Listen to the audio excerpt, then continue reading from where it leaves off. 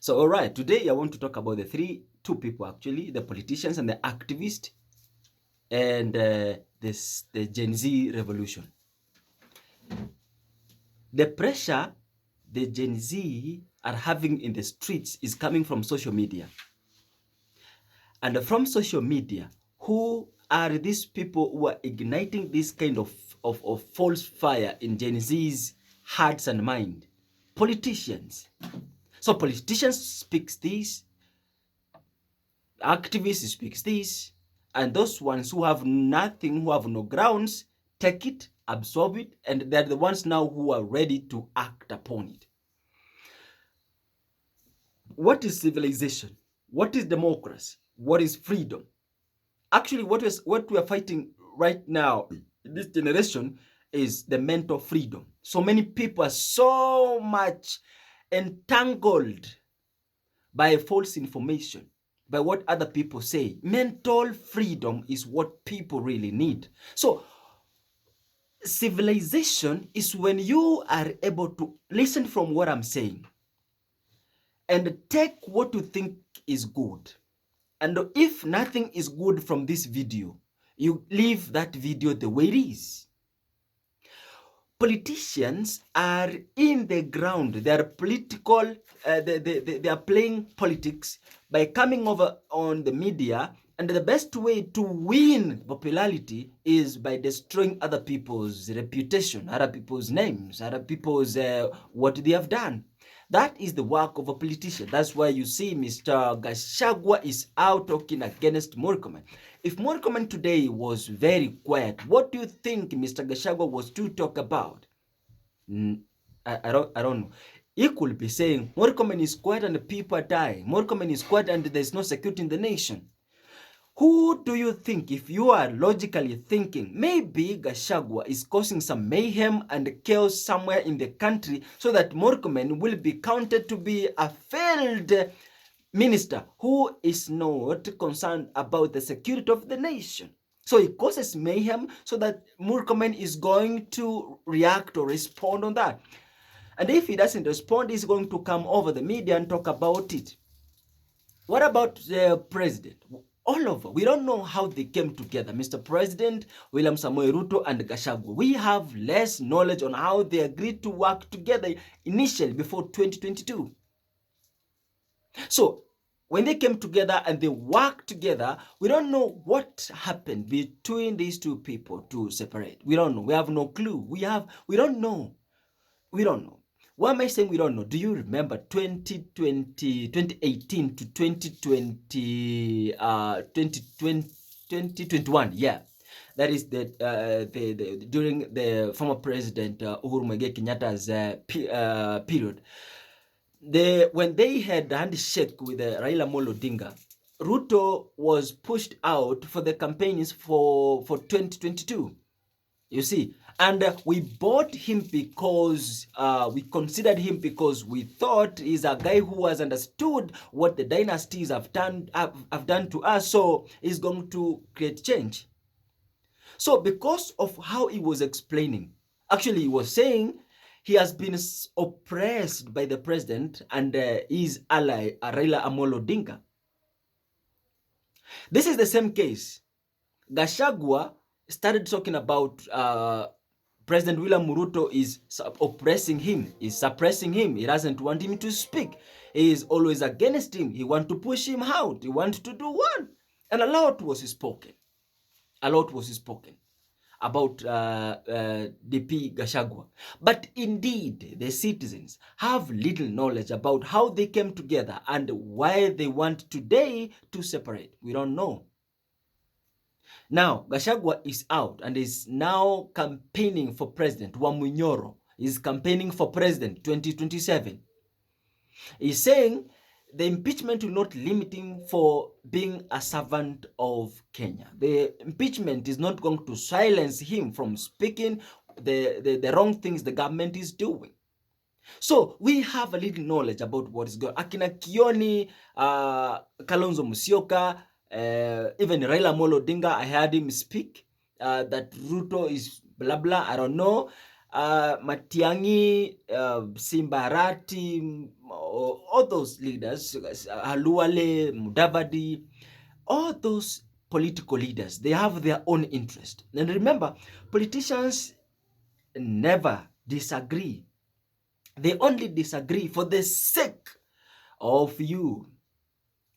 They're creating this kind of confusion to scatter you for them to rule. Remember, the rule of divide and rule is always there and is always working and is alive.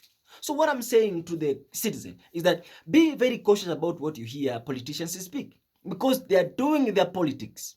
They are doing their politics. They are doing their politics. Now the question is supposed to ask ourselves, what is our role? What is our role? What is our role? What is your responsibility as a citizen? And are you doing your responsibility? Are you on the right track? Are you observing the Constitution? Are you respecting the rule of law? If you are doing that, then now we are susceptible to hold the government into account, starting all the way from the MCAs, the MPs, the senators, even the Nyumba Kumi. Security begins all the way from the ground. If the ground is not, there's no security, therefore even in the national level, there will be no security. And remember, where there's no security, there's no growth.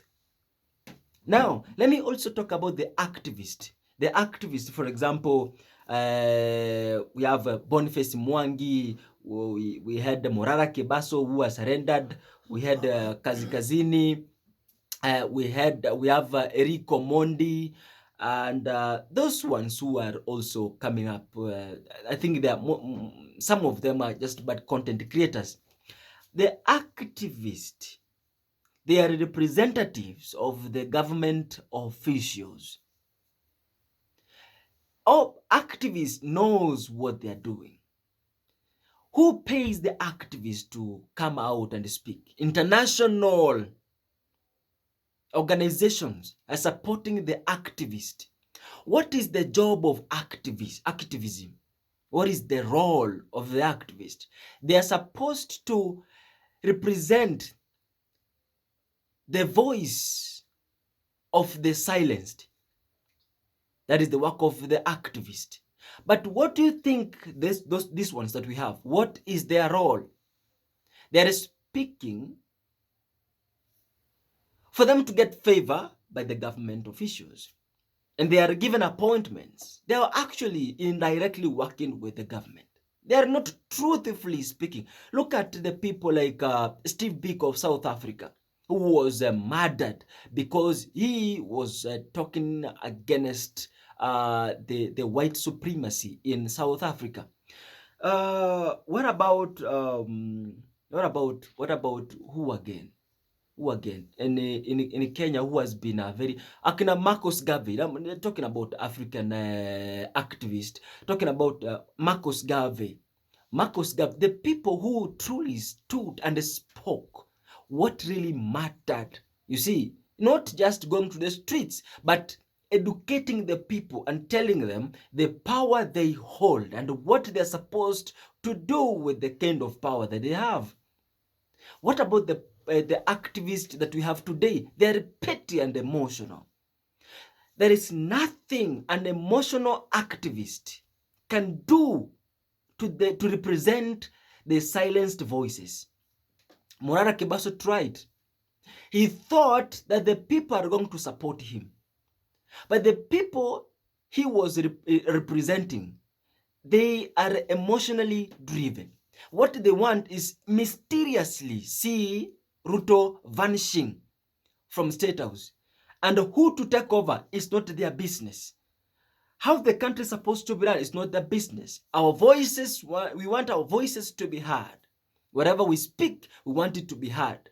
But what about the employment? What about the public resources? What about corruption? What about development? What about personal growth? Because when you talk about a country's growing, there is an individual who is making deliberate steps to transform their lives.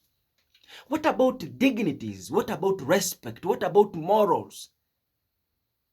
So, will you love to see a president who says Tombo Nyinyi? Will you love a president who stood and say Malaya Nyinyi? Will you love such kind of president? Of course you will say no. But why are we not preserving the dignity? Why are we not respectful? Yes, we don't respect even our parents. Parents, mothers sleep, do sex with their sons. Fathers doing sex with their daughters. Teachers fucking the students. See, so that's how confused the society is, and that pressure is being pushed to your mind.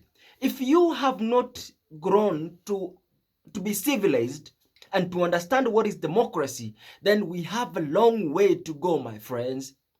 If you don't know how to listen, how to understand, and how to make your own judgments, you have a long way to go, man. Because today, if Matiang'i comes in, we all want, most people around say, oh, most people are talking about, oh, Matiang'i akikuja, mambo itabadilika. But trust me, today, if Matiang'i comes in, so many of you will hate him because Matiang'i is going to stand for the truth.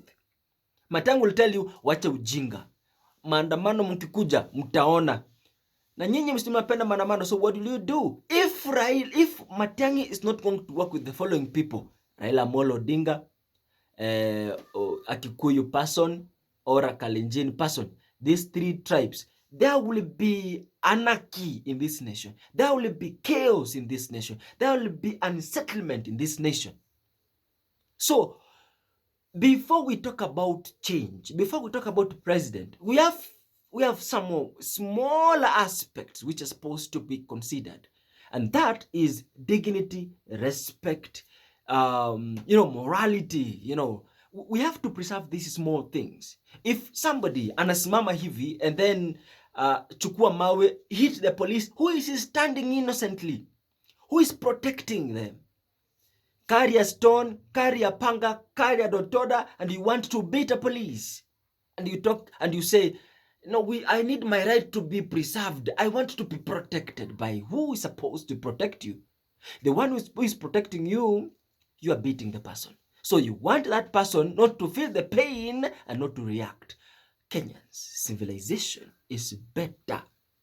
Civilization, understanding democracy, being aware about yourself. Please, those are some of the primary things you're supposed to consider for good governance.